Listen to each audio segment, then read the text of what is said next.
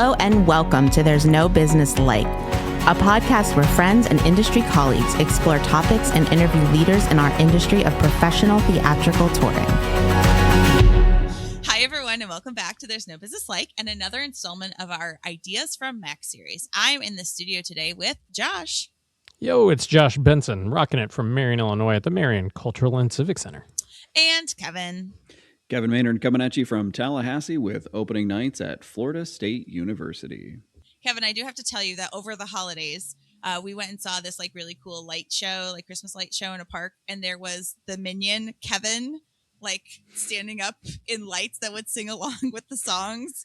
And all Leo could be Leo was so just excited that the minion Kevin was there. And he kept going, Kevin, Kevin, Kevin, and just made me laugh every single time. You know, between the Minions and that bird and Up. So Kevin as cartoon characters. But yeah, big fans of Kevin the Minion here in our household. So anyway, beside the point, today we are... Seems rude. Anyway, I like the specificity there. It's better. Yeah.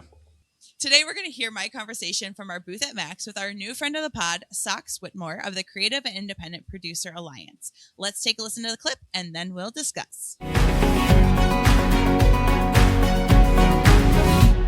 Hi, my name is Socks Whitmore. My pronouns are they, them, theirs. I'm really excited to be here at Max. I am a performer, a creative, a producer, educator, and otherwise professional overachiever based in LA doing work in voice, text, and accessibility. Excellent. And what organization are you representing here at Max this year? I am the communications director for CIPA, the Creative and Independent Producer Alliance. Excellent. Well, welcome, Socks. I'm so glad to have you here in the booth with us here at Max. All right, give it to me. What is your industry hot take? I think that our venues, presenters, and otherwise production-creating houses should stop thinking about profit and more about community and the role that they play in the community. Instead of how do we maximize the money that we get out of this, we should be thinking about what is our responsibility to the audience members that we serve, what impact do we have with the work that we present, and how do we foster sustainability in the long term. In particular, I've been talking a lot recently about money is such a big conversation in the industry and everyone's feeling strained tight. And I proposed this idea that what if instead of every house on the street having its own hammer, we have a hammer that the street shares? This idea that instead of being competitors and people who are trying to outdo each other in monetary success or clout, we should be mutually invested in each other. We are all part of an ecosystem, and by supporting one another, we can all do better. Excellent. Is there a particular example or an experience you've had that has informed how you're thinking about that? One of my biggest costs as a producer who works with musicians is rehearsal space. It can get very expensive very quickly, but there are people who own their buildings where it costs them nothing to allow me to use the space. Mm-hmm. So I talk a lot about non-monetary exchange, the idea that there are more currencies than just the dollar. And what if instead of cash, I gave you my time, my energy, a skill that I have? If you let me use this space, I could bring you a performance, I could teach a workshop, I could offer to do some sort of maintenance, like cleaning the space on a time that I'm not there to work. There are many ways that I could provide value outside of just money. I love the idea of providing value other than just money. That is great. Well, thanks for your hot take. There is a lot there that I think we should be talking about as an industry. Thanks for having me.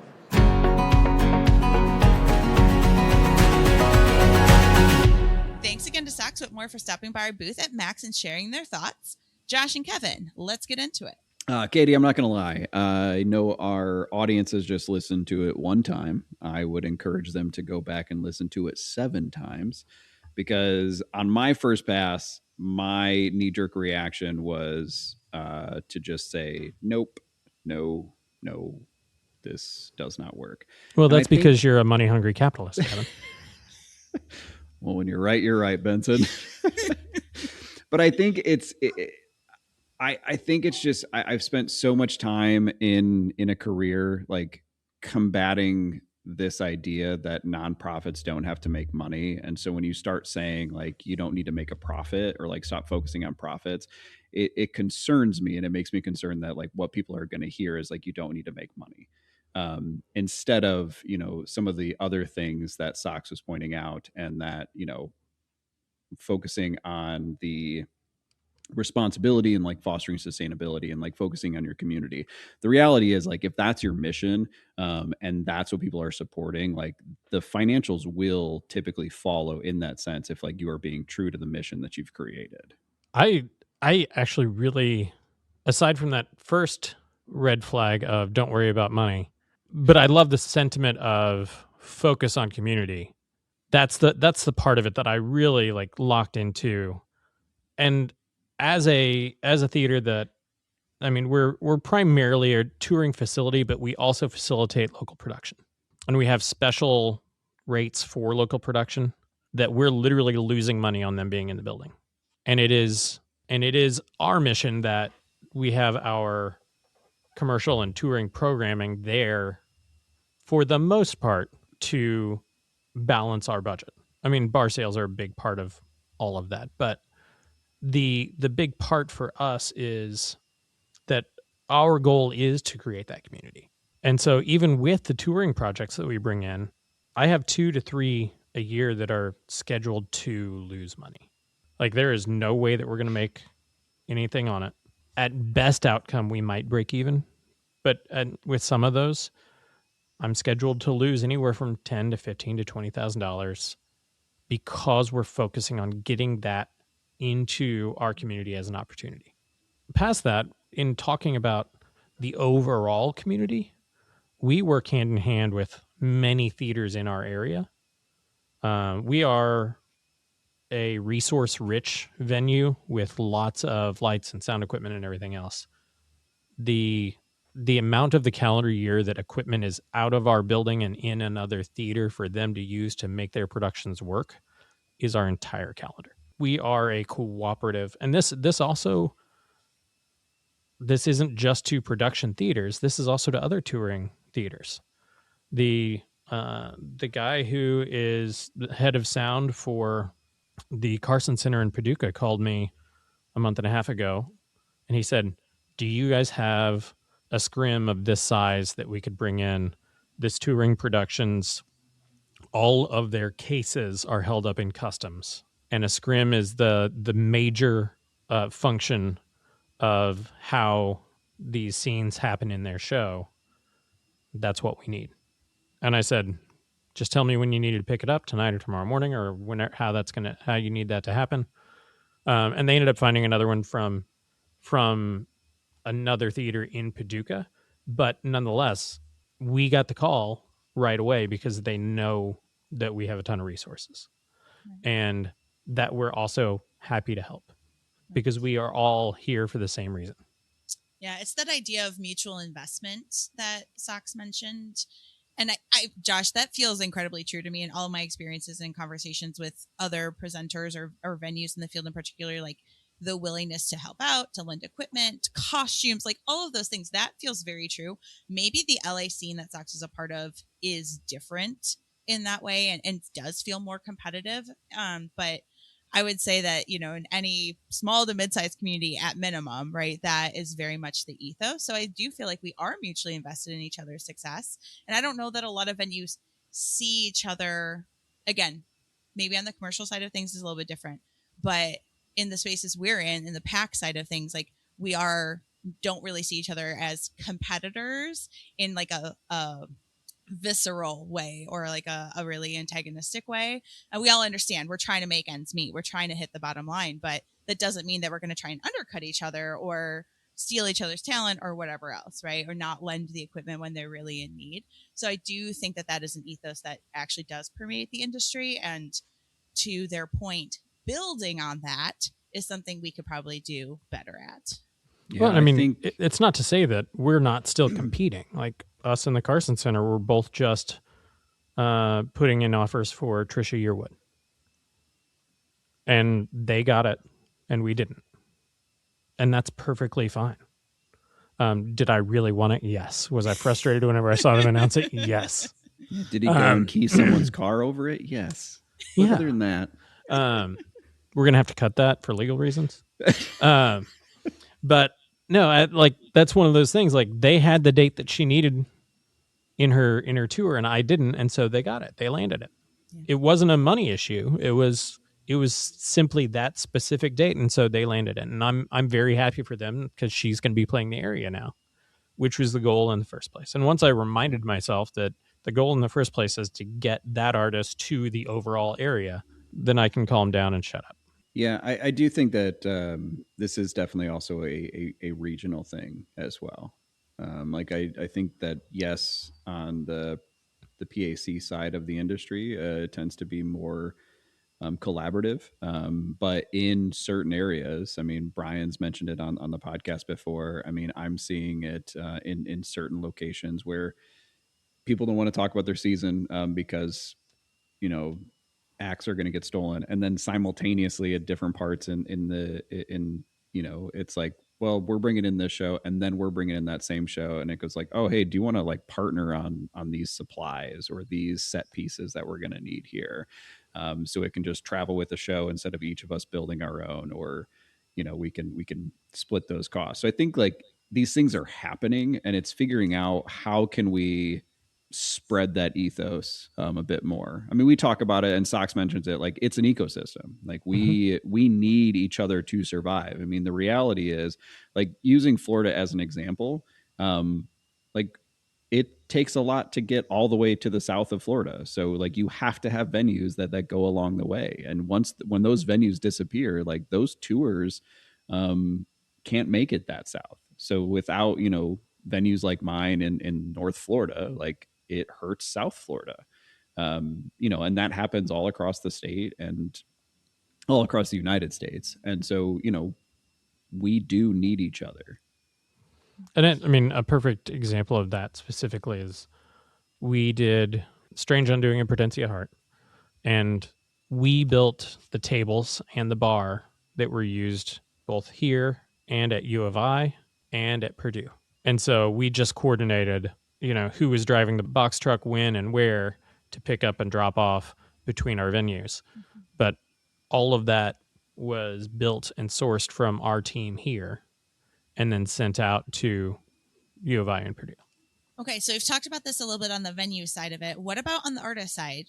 Socks sort of proposes this idea of like a return to a bartering system, space for services. I almost wanted us to cut that part of our conversation initially. And then the more that I listened to it, the more that I thought about venue size in that, because that's not for 1,100, 1,500 seat venues. It doesn't sound like. I mean, it could be, but in smaller venues where things need to be more scrappy, and I think that's a perfect approach is, let me be a part of this. Let me put on a performance so that I have space to rehearse and do this. And then that performance is free, or it's split at the door, or whatever it is. I think that that's a great approach in general. I think that like certain venues won't be able to do that. If you're part of a university, if you're part of a large nonprofit, if you're part of a government entity, we have restrictions on what we can do. Yeah. I think it's definitely worth the conversation, though. I mean, I think that there's a way to offset some of those costs or to do those things to make that happen. I think that that's a great, you know, a good idea. But, you know, to Josh's point, I mean, some venues just aren't going to be able to do that. But let's there's staff costs that come into those as well. Let's talk about, I mean, the way that this actually aligns in my mind for larger venues is on a co-commissioning model. And Danielle is a perfect example of, they provided rehearsal space as part of a co-commission for them to then be a commissioner on that piece. And so that is exactly the bartering that, with what Socks is talking about, it's the exact same spirit as that co-commissioning model. Because what they are saying on that small level is, on a grand level, a co-commission. It is being a partner in the creation of a piece through means of use of space for X amount of monetary value towards a co-commission that is just giving your space. And so I think that is happening on a larger level. It's just called co-commissioning. I think what really this all comes down to is conversation and communication. I mean, these things are happening throughout the industry. And I think we just need to be talking about them. And I think artists and agents need to be, and venues need to be willing to have a conversation. And also maybe just realizing that, for an artist who is looking for a space to rehearse for a couple days and then do a show, that sort of, that sort of setup, if we have these conversations more, somebody might call me and say, hey, we're looking for this. And I go, we really can't do it just because of, these reasons. But I do know that so-and-so has done this before, and, direct them that way. And I mean, both my venue and Brian's venue are often rehearsal spaces for tours before they go out. We have in the past done it in turn for X amount discounted off of a performance. You get 5 rehearsal days in our space with full tech and support. Midland Center for the Arts has done the exact same thing with Cirque Holidays. They come in for a week, tech their show, work it all out, do the initial performance of the entire tour in Midland, and then hit the road. So I think what I'm saying is I want to completely backtrack on the way that I started. My part of this point was that this isn't about small venues. This happens in large venues all the time.